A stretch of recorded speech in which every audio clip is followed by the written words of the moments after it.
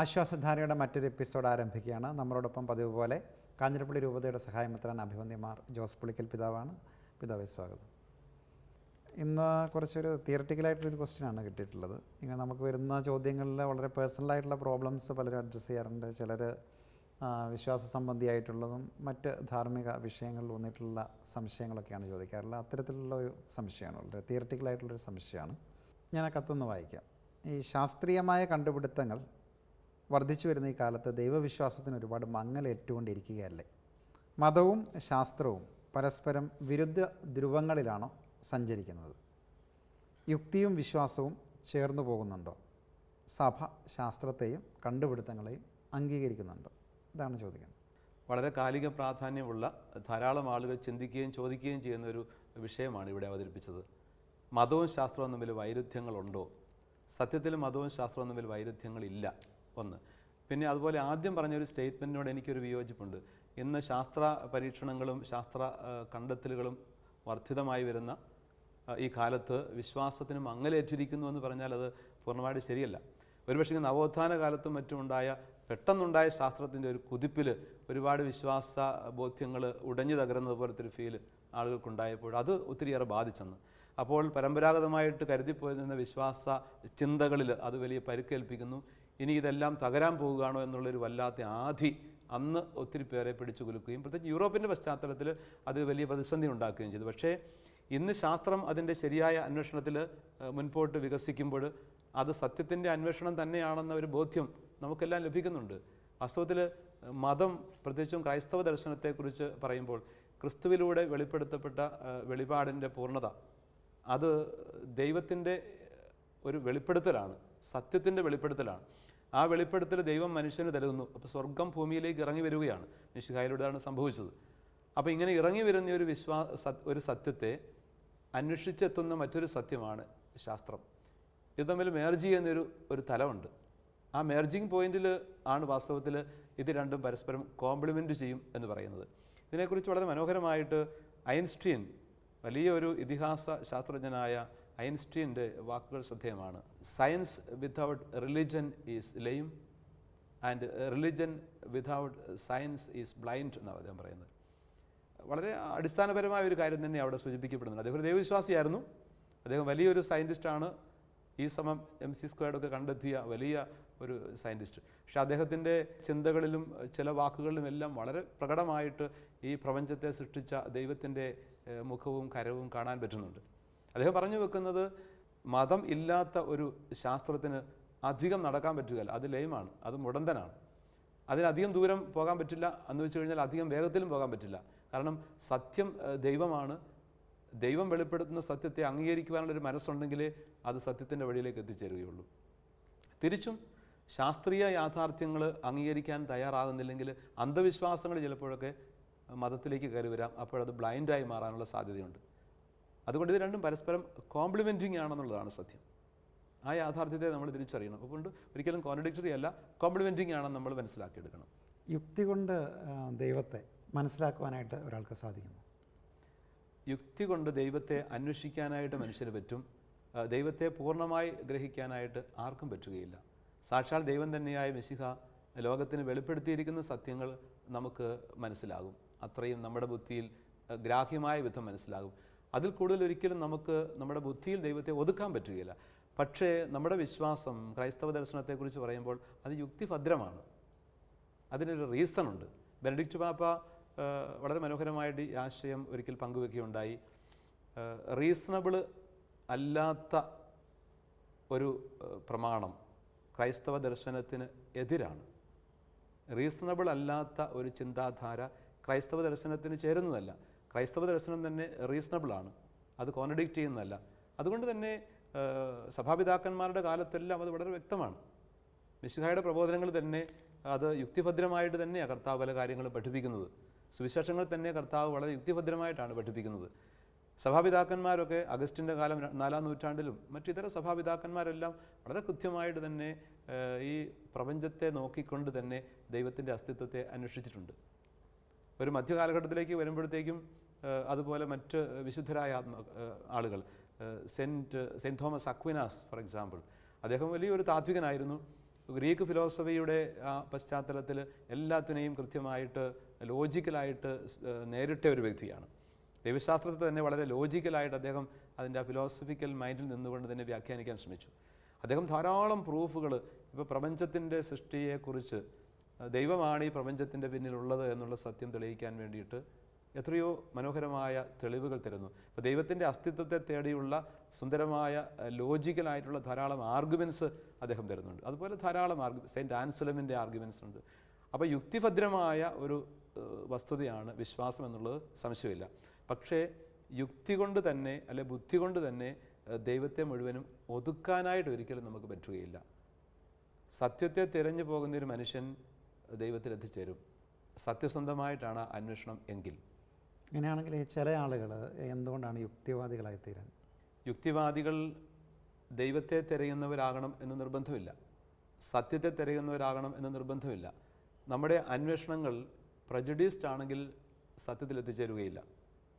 സത്യസന്ധമായ ഒരു അന്വേഷണമായിരിക്കണം, ആത്മാർത്ഥത ഉണ്ടായിരിക്കണം, ആ അന്വേഷണത്തിനകത്ത് വിനീതമായ ഒരു മനസ്സും ഹൃദയവും ഉണ്ടാവണം. എല്ലാം എൻ്റെ ബുദ്ധിയിൽ ഒതുങ്ങും എന്ന് ചിന്തിച്ചുകൊണ്ട് അന്വേഷിച്ചു കഴിഞ്ഞാൽ ഈ ബുദ്ധിയുടെയും മനുഷ്യൻ്റെയും എന്നല്ല, ഈ പ്രപഞ്ചത്തിന് മുഴുവനും സൃഷ്ടാവായ ദൈവത്തെ എൻ്റെ കൊച്ചു ബുദ്ധിയിൽ ഞാൻ പൂർണ്ണമായിട്ടും ഒതുക്കാൻ ആഗ്രഹിച്ചുകൊണ്ട് അന്വേഷിച്ചു കഴിഞ്ഞാൽ അന്വേഷണം തന്നെ അർത്ഥവത്താവില്ല. കാരണം ദൈവത്തെ എൻ്റെ ബുദ്ധിയിൽ ഒതുക്കാൻ പറ്റുമെങ്കിൽ ഞാൻ ദൈവസ്ഥാനത്തേക്കായി. ആദിപാപം തന്നെ അങ്ങനെയായിരുന്നു. ദൈവത്തെ പോലെ ആയിത്തീരുക, അതിനു വേണ്ടിയിട്ടാണ് അവർ ശ്രമിച്ചത്. അതുതന്നെ ദൈവനിഷേധമായി മാറി. അതുകൊണ്ട് അഹങ്കാരത്തോടുകൂടി ദൈവം ഇല്ല എന്ന് തെളിയിക്കാനുള്ള ശ്രമത്തോടുകൂടി ഒരു അന്വേഷണത്തിന് ഇറങ്ങിക്കഴിഞ്ഞാൽ ദൈവത്തിൽ എത്തിച്ചേരുകയില്ല എന്നുള്ളതാണ് പലപ്പോഴും സംഭവിക്കുന്നത്. പിന്നെ പല യുക്തിവാദികളും അവരുടെ ജീവിതത്തിൻ്റെ അന്വേഷണങ്ങൾ സത്യസന്ധമായി ആത്മാർത്ഥമായി മുൻപോട്ട് തുടരുന്ന വഴികളിൽ അവർ ദൈവത്തെ കണ്ടുമുട്ടിയ പല അനുഭവങ്ങളുമുണ്ട്. അതുകൊണ്ട് യഥാർത്ഥ സത്യാന്വേഷണം ഈശ്വരാന്വേഷണമാണ്, യഥാർത്ഥ ഈശ്വരാന്വേഷണം സത്യാന്വേഷണവുമാണ്. പക്ഷേ അന്വേഷണങ്ങൾക്ക് അപ്പുറത്ത് വിശ്വാസത്തിൻ്റെ വലിയ യാഥാർത്ഥ്യങ്ങളെ ഉൾക്കൊള്ളാനുള്ള എളിമ നമുക്ക് വേണം. കാരണം വിശ്വാസം എന്ന് പറയുന്നത് മറ്റൊരു തലത്തിലേക്ക് ഉയരുന്നതാണ്. ബുദ്ധിയുടെ ഒരു തലം വിട്ടിട്ട് അതിലും ഉന്നതമായ സ്വർഗീയമായൊരു തലത്തിലേക്ക് ഉയർന്നെത്താനായിട്ട് സാധിക്കും വിശ്വാസത്തിലൂടെ. പലപ്പോഴും വിശ്വാസത്തിനെതിരായിട്ടുള്ള കണ്ടുപിടുത്തങ്ങൾ, പ്രത്യേകിച്ച് പ്രപഞ്ചോൽപത്തിയെ പറ്റിയിട്ട് ബിഗ് ബാങ് തിയറി പോലുള്ള തിയറികൾ, അല്ലെങ്കിൽ മനുഷ്യൻ്റെ ഉൽപ്പത്തിയെ പറ്റിയിട്ടുള്ള പരിണാമ സിദ്ധാന്തം പോലെയുള്ള തിയറികൾ. അപ്പം അങ്ങനെയൊക്കെ ഉള്ള പുതിയ സിദ്ധാന്തങ്ങൾ സയൻസ് യുക്തിസഹമായിട്ട് അവതരിപ്പിക്കുമ്പോൾ അതിനെ എങ്ങനെയാണ് നമ്മൾ വിശ്വാസപരമായിട്ട് അതിനെ എങ്ങനെയാണ് വ്യാഖ്യാനിക്കാനായിട്ട് സാധിക്കുക?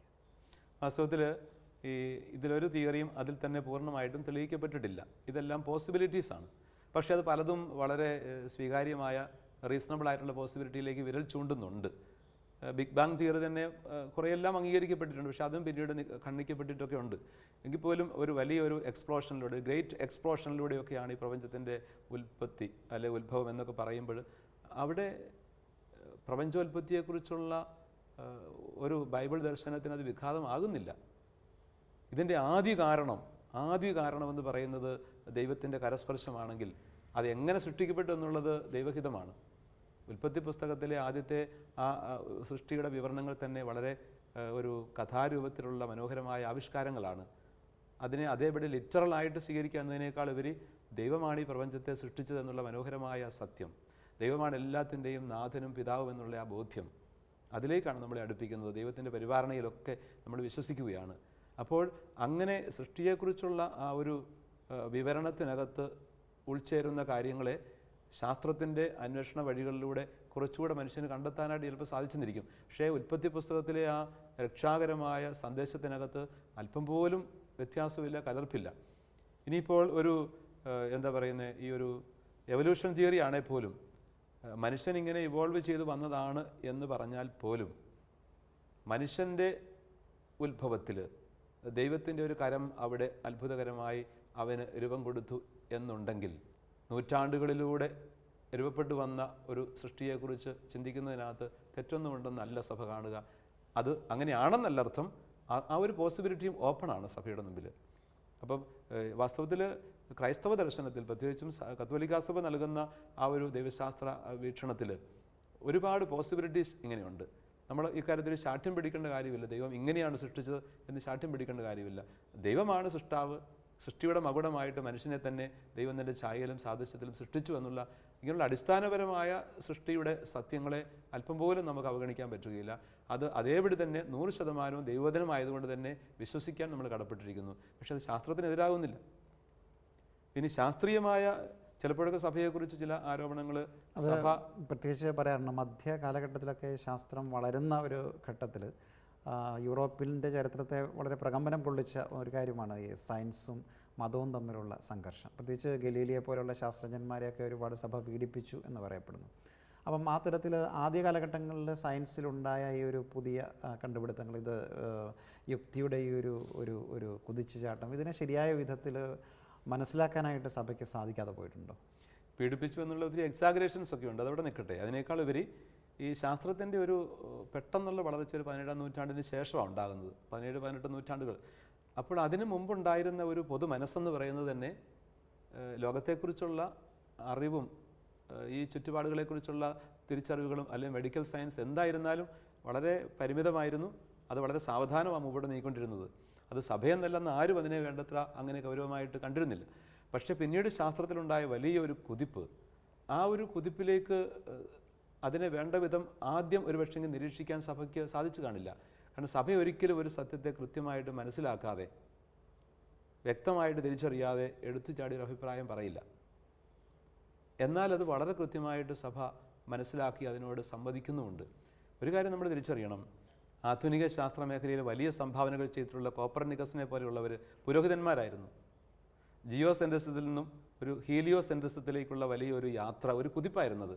അപ്പോൾ സൗരകേന്ദ്രീകൃതമായ ഒരു തീർത്ഥാടനം എന്ന നിലയിൽ പ്രപഞ്ചവീക്ഷണം തന്നെ ഉണ്ടാക്കിയെടുത്ത ആ വലിയ ഒരു കുതിപ്പ്, അതൊക്കെ സഭ വേണ്ട വിധം നോക്കിക്കണ്ടുകൊണ്ട് അതിനെ അംഗീകരിച്ചു. അദ്ദേഹം പുരോഹിതനായിരുന്നു.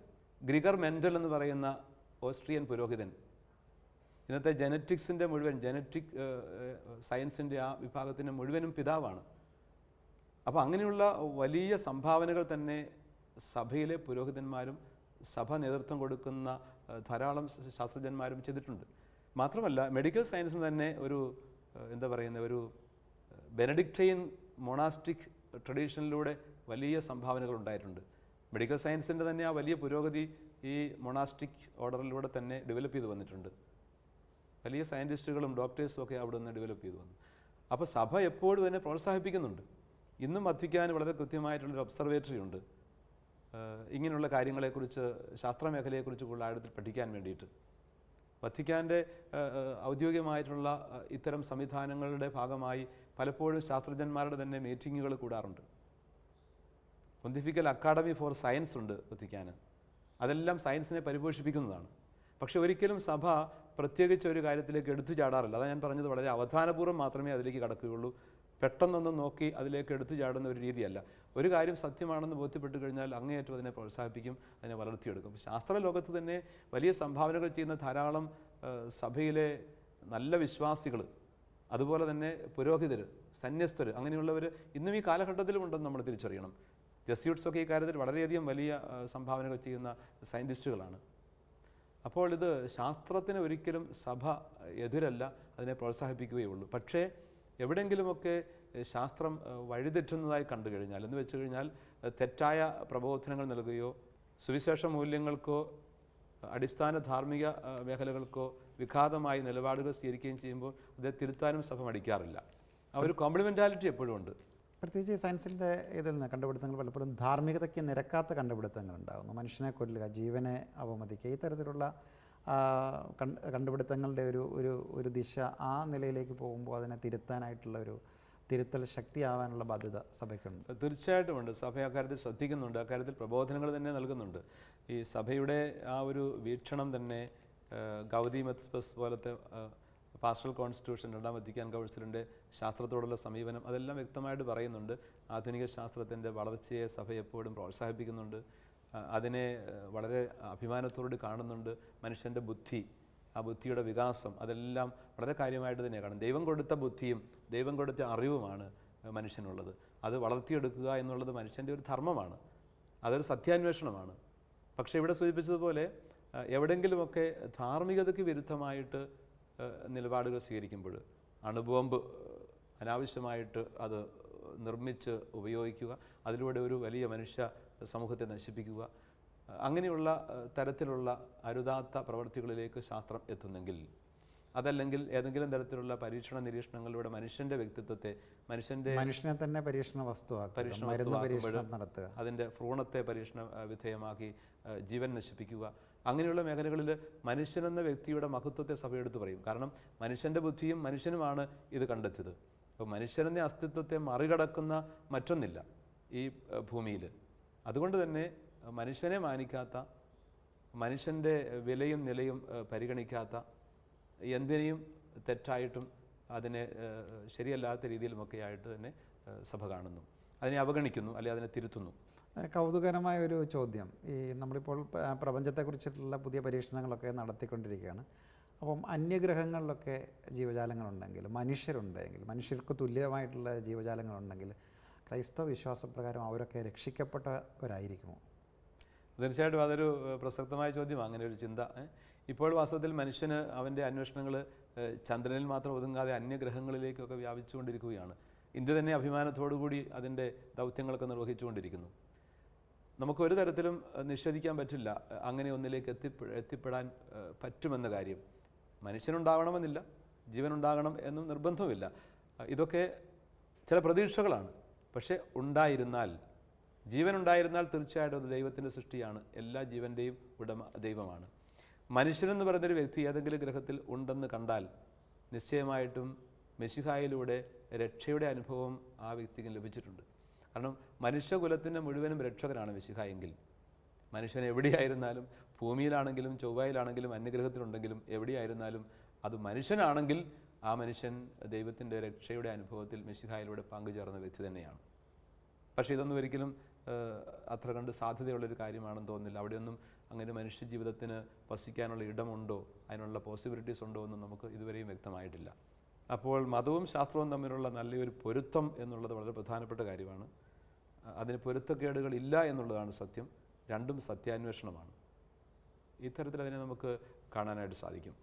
എങ്കിലും ചില കാലഘട്ടങ്ങളിലൊക്കെ ഇപ്പം ഗലീലിയുടെ കാര്യം മുമ്പേ സൂചിപ്പിച്ച പോലെ ചെറിയ ഇത്തരം സയൻസിനെ അല്ലെങ്കിൽ യുക്തിയെ മനസ്സിലാക്കുന്ന കാര്യത്തിൽ ചെറിയ അപാകത സഭയുടെ ഭാഗത്തു നിന്നും സംഭവിച്ചിട്ടുണ്ട് എന്ന് അംഗീകരിക്കുന്നതല്ലേ കൂടുതൽ? തീർച്ചയായിട്ടും ഉണ്ടല്ലോ. അതിനകത്ത് ഞാൻ സൂചിപ്പിച്ച പോലെ തന്നെ സഭ ചില കാലഘട്ടങ്ങളിൽ, പ്രത്യേകിച്ച് ഈ പെട്ടെന്നുണ്ടായ ഒരു വിപ്ലവ കുതിപ്പ് ശാസ്ത്രമേഖലയിൽ, അത് സഭയ്ക്കെന്നല്ല അന്ന് ആർക്കും ഉൾക്കൊള്ളാനായിട്ട് പറ്റിയില്ല. വിശ്വാസത്തിൻ്റെ പല അടിസ്ഥാന മേഖലകളെ അത് തകിടം മറിക്കുന്നുവെന്നൊരു ചിന്ത വന്നപ്പോൾ അതിനെ മാനുഷികമായ രീതിയിൽ അന്ന് കണ്ടിട്ടുണ്ട്. അങ്ങനെ മാനുഷിക രീതി കണ്ടപ്പോഴാണ് ചില കാര്യങ്ങളെല്ലാം നിർബന്ധമായിട്ട് കർക്കശമായിട്ട് വിലക്കുകയും ഒക്കെ ചെയ്തത്. ആ പശ്ചാത്തലത്തിലാണ് ഗലീലിയുടെ കാര്യമൊക്കെ പറയുന്നത്. പക്ഷേ അവിടെയെല്ലാം സഭ അതിനെ പിന്നീട് അവധാനപൂർവ്വം തിരിച്ചറിഞ്ഞു. അങ്ങനെ അന്നുണ്ടായ തെറ്റുകൾ പോലും തെറ്റുകളാണെന്ന്, ആ ഒരു മാനുഷിക സമീപനം അവിടെ സഭയുടെ ഭാഗത്തു നിന്ന് ഗലീലിയോടും മറ്റും ഉണ്ടായത് തെറ്റിപ്പോയി എന്ന് തന്നെ ജോൺ പോൾ രണ്ടാമൻ മാർപ്പാപ്പ മാപ്പ് ചോദിക്കുന്നുണ്ട്. അപ്പോൾ തെറ്റുകൾ അങ്ങനെ മാനുഷിക രീതിയിലൊക്കെ ഉണ്ടായിട്ടുണ്ട്. അത് മനസ്സിലാക്കാനുള്ള മനുഷ്യൻ്റെ പരിമിതിയാണ്. പക്ഷേ രക്ഷാകരമായ സത്യങ്ങളെ വ്യാഖ്യാനിക്കുമ്പോൾ മാനുഷികമായ രീതിയിൽ നമുക്ക് തെറ്റുകൾ വരാം. പക്ഷേ ആ സത്യങ്ങൾക്കകത്ത് ഒരിക്കലും തെറ്റുകൾ വരാറില്ല. അടിസ്ഥാനപരമായി സഭ വിശ്വസിക്കുന്ന സത്യങ്ങൾക്കകത്തും ഒരിക്കലും തെറ്റ് വരാറില്ല. അത് ദൈവം വെളിപ്പെടുത്തിയിരിക്കുന്ന സത്യങ്ങളായതുകൊണ്ട് തന്നെ അത് രക്ഷാകരമാണ്. അതിനെ ശാസ്ത്രത്തിലൂടെ കൂടുതൽ കണ്ടെത്താനും വളർത്താനും മാത്രമേ സാധിക്കുന്നുള്ളൂ, ശരിയായ അർത്ഥത്തിലാണെങ്കിൽ. പക്ഷേ ഈ ക്ലോണിങ് പോലെയുള്ള പുതിയ പരീക്ഷണങ്ങൾ അത് ഈ ജീവനെക്കുറിച്ചിട്ടുള്ള ഒരു പുതിയ വിചിന്തനത്തിനും അല്ലെങ്കിൽ അത്തരത്തിലുള്ള പുതിയ നിർവചനങ്ങൾക്കുമൊക്കെ കാരണമായേക്കാം. അത്തരത്തിലുള്ള പരീക്ഷണങ്ങൾ ഒരുപക്ഷെ നമ്മളൊരു ക്രൈസ്തവ ദർശനം മുമ്പോട്ട് വയ്ക്കുന്ന ആ ഒരു ജീവിത വീക്ഷണത്തോട് പൊരുത്തപ്പെട്ടു പോകുന്നതുമല്ല. അപ്പോൾ ഇത്തരം പരീക്ഷണങ്ങളെ എങ്ങനെയാണ് സഭ നോക്കിയത്? മെഡിക്കൽ സയൻസ് തീർച്ചയായിട്ടും വളരേണ്ടതാണ്.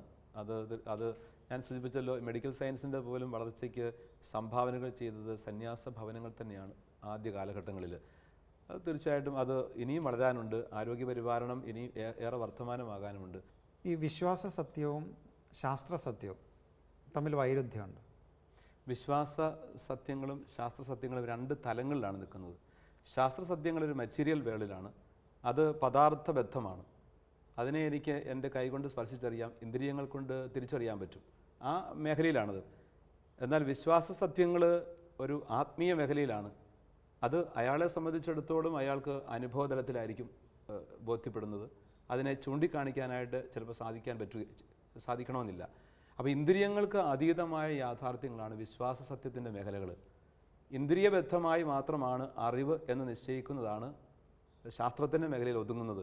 അപ്പോൾ ആ മേഖലയ്ക്ക് അപ്പുറത്തേക്ക് കടക്കുന്ന മറ്റൊരു മേഖലയുണ്ട്. ഒരിടത്തിൽ എത്തിക്കഴിയുമ്പോഴേക്കും അന്വേഷണത്തിൻ്റെ ശാസ്ത്ര മേഖലകൾ അവസാനിക്കുന്നു, മറ്റൊരു ഡിവൈൻ മിലിവിലേക്ക് പ്രവേശിക്കുകയാണ്. അവിടെ അയാൾക്കത് ശാസ്ത്രസത്യം പോലെ തന്നെ വ്യക്തവും സത്യവുമാണ്. അതിനൊരു കൃത്യമായ ഒരു റീസൺസ്, അതിനൊരു യുക്തിയും ബുദ്ധിയും അതിനകത്ത് കണ്ടെത്താനും പറ്റും. പക്ഷേ അത് ഇന്ദ്രിയബദ്ധം ആയിരിക്കണമെന്ന് നിർബന്ധമില്ല. എന്ന് വെച്ച് കഴിഞ്ഞാൽ ഇന്ദ്രിയങ്ങളോട് എനിക്ക് അനുഭവിക്കാൻ പറ്റും, പക്ഷെ അതിനെ ഞാൻ കാണാനോ തൊടാനോ ഒന്നും എനിക്ക് സാധിക്കണമെന്നില്ല. ദൈവത്തെ എനിക്ക് കാണിച്ചു തരാമോ എന്നൊരു ചോദ്യം ചോദിച്ചു കഴിഞ്ഞാൽ എന്തു പറയും? ദൈവത്തെ കാണിച്ചു തന്നാൽ ഞാൻ വിശ്വസിക്കും, അല്ലെങ്കിൽ വിശ്വസിക്കാൻ പറ്റില്ലെന്ന് പറഞ്ഞാൽ കാണാൻ വയ്യാത്ത എന്തെല്ലാം കാര്യങ്ങൾ നമ്മൾ വിശ്വസിക്കുന്നു. മനുഷ്യൻ ചന്ദ്രനിൽ പോയത് നമ്മൾ കണ്ടിട്ടില്ല, പക്ഷേ വിശ്വസിക്കുന്നു. എനിക്ക് വിശക്കുന്നു എന്ന കാര്യം ഞാൻ കാണുന്നില്ല, പക്ഷേ ഞാൻ വിശ്വസിക്കുന്നു. അങ്ങനെ നമ്മുടെ ഇന്ദ്രിയങ്ങളിൽ ഒതുങ്ങി നിൽക്കുന്ന ഒന്നായിട്ട് ദൈവത്തെ കാണാൻ പറ്റില്ല. അതിനപ്പുറത്തേക്ക് നിൽക്കുന്ന ഒരു ആത്മീയതയുടെ ദൈവിക മേഖലയിൽ നിന്നുകൊണ്ട് തന്നെ ദൈവത്തെ തിരിച്ചറിയാൻ പറ്റണം. അതാണ് വിശ്വാസത്തിൻ്റെ ഔന്നത്യം എന്ന് പറയുന്നത്. അപ്പോൾ മനുഷ്യൻ്റെ ബുദ്ധിക്ക് അപ്പുറത്തേക്ക് കടക്കുന്ന മറ്റൊരു മേഖലയാണ്. ബുദ്ധിപരമായ അന്വേഷണങ്ങൾ ഒരു തലത്തിൽ എത്തിച്ചെല്ലുമ്പോൾ അവിടെ അത് നിന്നു പോകുന്നു. പിന്നെ അപ്പുറത്തേക്ക് കടക്കാൻ വിശ്വാസത്തിൻ്റെ സഹായം വേണ്ടി വരും. അപ്പം നമ്മുടെ ഈ സത്യാന്വേഷണം പൂർണ്ണമായ അർത്ഥത്തിൽ എത്തണമെങ്കിൽ, അതിൻ്റെ ലക്ഷ്യം പ്രാപിക്കണമെന്നുണ്ടെങ്കിൽ അത് വിശ്വാസത്തിലേക്ക് കടക്കേണ്ടി വരും. പല ശാസ്ത്ര അന്വേഷകരും അങ്ങനെ തന്നെ അത് തിരിച്ചറിഞ്ഞവരുണ്ട്. മനുഷ്യൻ്റെ പരിമിതി കൊണ്ടാണ് അത് സംഭവിക്കുന്നത്. അതെ, മനുഷ്യൻ്റെ പരിമിതി കൊണ്ടാണ്. മനുഷ്യൻ്റെ പരിമിതി കൊണ്ട് ഞാനിപ്പോൾ ദൈവത്തെ ഈ സമയത്തിനുള്ളിൽ എനിക്ക് ഇന്ന അടയാളങ്ങളിലൂടെ എനിക്ക് വെളിപ്പെടുത്തി തന്നാൽ ഞാൻ വിശ്വസിക്കും എന്ന് നിബന്ധനകൾ വെച്ച് കഴിഞ്ഞാൽ നമ്മുടെ ഒരു മണ്ടത്തരം എന്നേ പറയാനുള്ളൂ. ദൈവത്തെ നമ്മൾ നമ്മുടെ വാക്കുകളിൽ ഒതുക്കാൻ ശ്രമിക്കുകയാണ്. ദൈവമില്ല എന്ന് ആരെങ്കിലും പറഞ്ഞതുകൊണ്ട് ദൈവമില്ലെന്നാകുന്നില്ല.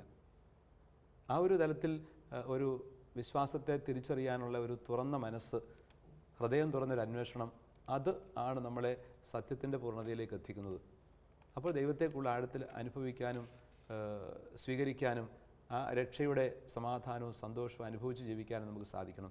പലപ്പോഴും പല അന്വേഷകരായി വന്നവർ, ദൈവമില്ല എന്ന് സ്ഥാപിക്കാൻ ശ്രമിച്ചവർ അവസാനം ജീവിതത്തിൻ്റെ ചില നിർണായക ഘട്ടങ്ങളിൽ വലിയ നിരാശകളിൽ തകർന്നു പോയിട്ടുണ്ട്. മറ്റു ചില ആളുകൾ ചില നിർണായക ഘട്ടങ്ങളിൽ ദൈവത്തെ അത്ഭുതകരമായിട്ട് കണ്ടെത്തിയിട്ടുമുണ്ട്. ഒരു തുറന്ന മനസ്സോടെ എപ്പോൾ അവർ നീങ്ങിയോ അപ്പോഴൊക്കെ. അപ്പോൾ ദൈവത്തെ കണ്ടെത്തുന്ന മനുഷ്യനാണ് യഥാർത്ഥത്തിലുള്ള സമാധാനവും സന്തോഷവും സത്യത്തിൻ്റെ പൂർണ്ണതയായ ആനന്ദവും അനുഭവിക്കാൻ പറ്റുക. ഈ സത്യത്തിൻ്റെ പൂർണ്ണതയായ ആനന്ദമാണ് വാസ്തവത്തിൽ സ്വർഗമെന്നൊക്കെ പറയുന്നത്. അത് ഈ ഭൂമിയിൽ തന്നെ ആരംഭിക്കുന്നുണ്ട്. ദൈവരാജ്യം നിങ്ങളിൽ തന്നെ ഉണ്ടെന്ന് ഈശോ പറയുന്നതിന് അങ്ങനെ ഒരു അർത്ഥം കൂടിയുണ്ട്. അപ്പോൾ സത്യത്തെ അതിൻ്റെ പൂർണ്ണതയിൽ കണ്ടെത്തുന്നത് ഒരാളുടെ മരണത്തിന് ശേഷമാണ്. സത്യമായ ദൈവത്തെ, സ്നേഹമായ ദൈവത്തെ മുഖാമുഖം ദർശിക്കുന്ന വേളയിലാണ് സത്യത്തിൻ്റെ പൂർണ്ണതയിലേക്ക് പ്രവേശിക്കുന്നത്.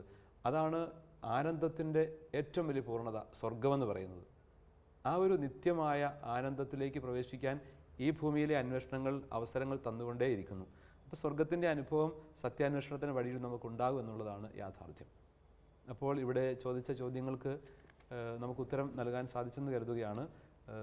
ശാസ്ത്രവും അല്ലെങ്കിൽ ബൗദ്ധിക അന്വേഷണവും വിശ്വാസവും തമ്മിൽ വൈരുദ്ധ്യങ്ങളില്ല. മതവും ശാസ്ത്രവും പരസ്പരം പൂരകങ്ങളാണ്. ശരിയായ ഒരു സത്യാന്വേഷി ദൈവത്തിൽ എത്തിച്ചേരുന്നു. അപ്പോൾ ദൈവത്തെ കണ്ടെത്തുക എന്നുള്ളതാണ് ഏറ്റവും വലിയ സത്യത്തിൻ്റെ തിരിച്ചറിവ്. ദൈവിക രഹസ്യങ്ങളുടെ വെളിപ്പെടുത്തലാണ് മതം അല്ലെങ്കിൽ ക്രൈസ്തവ ദർശനം എന്നൊക്കെ നമ്മൾ പറയുന്നത്. ദൈവം വെളിപ്പെടുത്തിയ യാഥാർത്ഥ്യങ്ങളെ വിനീതമായി സ്വീകരിക്കുമ്പോൾ നമ്മൾ സത്യത്തെ സ്വീകരിക്കുകയാണ് ചെയ്യുന്നത്. അങ്ങനെ സത്യത്തെ സ്വീകരിച്ചുകൊണ്ട് ആ സമാധാനത്തിലും ആനന്ദത്തിലും ജീവിക്കുന്നവർക്ക് ഈ ഭൂമി തന്നെ സ്വർഗത്തിൻ്റെ അനുഭവമായിട്ട് മാറുന്നു. കൂടുതൽ അന്വേഷണങ്ങളും ആത്മാർത്ഥമായ സത്യാനുഭവങ്ങളും ലഭിക്കട്ടെ ഈ ചോദ്യകർത്താവിനും മറ്റു ധാരാളം ആളുകൾക്കും. നമുക്ക് പ്രാർത്ഥിക്കാം. ദൈവം അതിന് അനുഗ്രഹം നൽകട്ടെ. നല്ല ദൈവമേ, നിൻ്റെ അനുഗ്രഹിക്കുന്ന വലങ്കൈ നീട്ടി എല്ലാ സത്യാന്വേഷകരെയും ആശീർവദിക്കണമേ. വിശ്വാസത്തെ വിനീതമായി സ്വീകരിച്ചുകൊണ്ട് സത്യത്തിൻ്റെ ആഴമായ അനുഭവത്തിൽ ജീവിക്കുവാൻ ഏവർക്കും ഇടയാകട്ടെ. നമ്മുടെ കർത്താവ് ശമിഷ്ഠയുടെ കൃപയും പിതാവായ ദൈവത്തിൻ്റെ സ്നേഹവും പരിശുദ്ധാത്മാവിൻ്റെ സഹവാസവും നിങ്ങളെവരോടും കൂടി ഉണ്ടായിരിക്കട്ടെ, ഇപ്പോഴും എപ്പോഴും എന്നേക്കും. ആമേൻ. സത്യത്തിൻ്റെ ആനന്ദമാണ് യഥാർത്ഥ ആത്മീയത. ആ ആനന്ദത്തിൻ്റെ മാർഗത്തിലൂടെ നമുക്ക് നടക്കാം. മറ്റൊരു എപ്പിസോഡിൽ വീണ്ടും കണ്ടുമുട്ടുന്നവരെ നമസ്കാരം. നിങ്ങളുടെ സംശയങ്ങളും ചോദ്യങ്ങളും വാട്സാപ്പിലൂടെയും ഇമെയിലിലൂടെയും കത്തുകളിലൂടെയും ഞങ്ങളെ അറിയിക്കാം. WhatsApp number 960-581-881.